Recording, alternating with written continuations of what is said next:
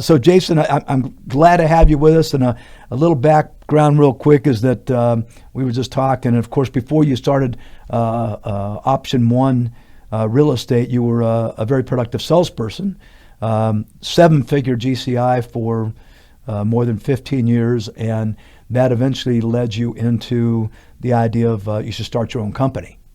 And I think the logic that got you there is something that I'm really interested in, along with a number of other things. But let's start with this experience you had, because you were working at a real estate company in a very well-known national franchise that you told me you had a lot of respect for, but you decided, you take the story from there. I know you'd said you try to figure out, what are they bringing you? Yes, yes. So anybody got any trouble with me saying the name of said brokerage? No, I don't care. No, I don't care. No. Well, I was a Keller Williams guy for quite a while, and my time there was spectacular. So I'm not going to talk trash about the company by any stretch of the imagination. In fact, just the opposite. I think they had a really good culture. They never made me a promise they didn't live up to. I thought it was a really great experience. So, but I was a Keller Williams guy for a long time. And I was trying to crack the code. How do I make 7 figures a year, and as a realtor? And so I would run around the office all the time saying, hey, I'm a multimillionaire. I just haven't made the money yet.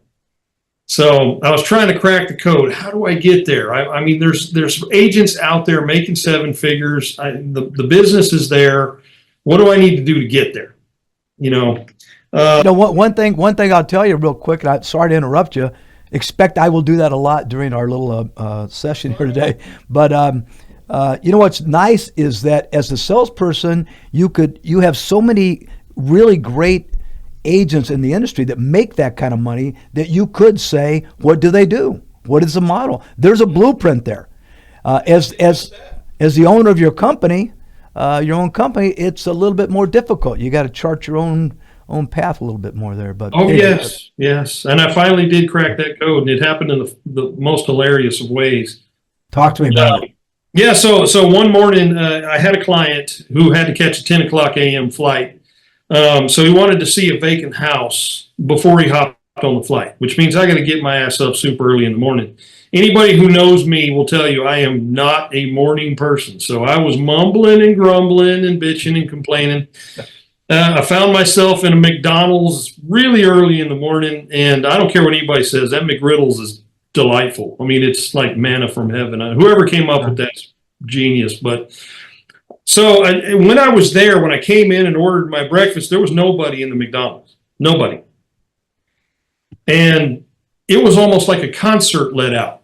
So I'm in the med center. I'm surrounded by a ton of, hospitals and stuff. So my brain said, well, maybe it was a shift change. I don't know. But all of a sudden, this place went from dead to smashed. I mean, we're talking the line is out the door, literally, not figuratively. And that drive-through, is starting to wrap around the building and on into the street. And I'm like, what in the hell is happening here? And I got a sick sense of humor. Anybody who knows me knows I got a pretty sick sense of humor. So I'm sitting there going, well, I didn't know I was going to get breakfast in a show. Let me watch this nightmare unfold. And, right. This is a Saturday morning. So I'm looking across the counter and I just see a bunch of high school kids running the place, right? And I was like, man, this is going to be a nightmare. Little manager comes out. She's got to be, 22, 23 years old, clearly a college student.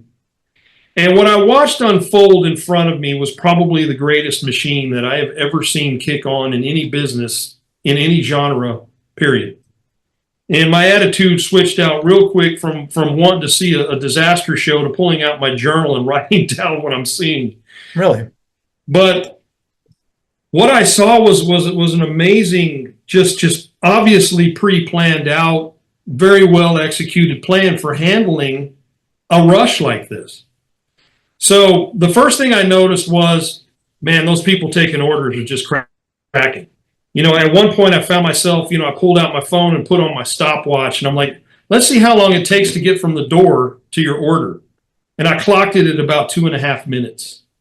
And I was like, that's freaking impressive. I mean, Chick-fil-A could learn from this. Right. Whoever owns this particular McDonald's is spectacular. But I started to make some observations. This little kid comes out from the back, and he's standing in the corner of the dining room, and anytime somebody got up, he's on that table, and it's spotless.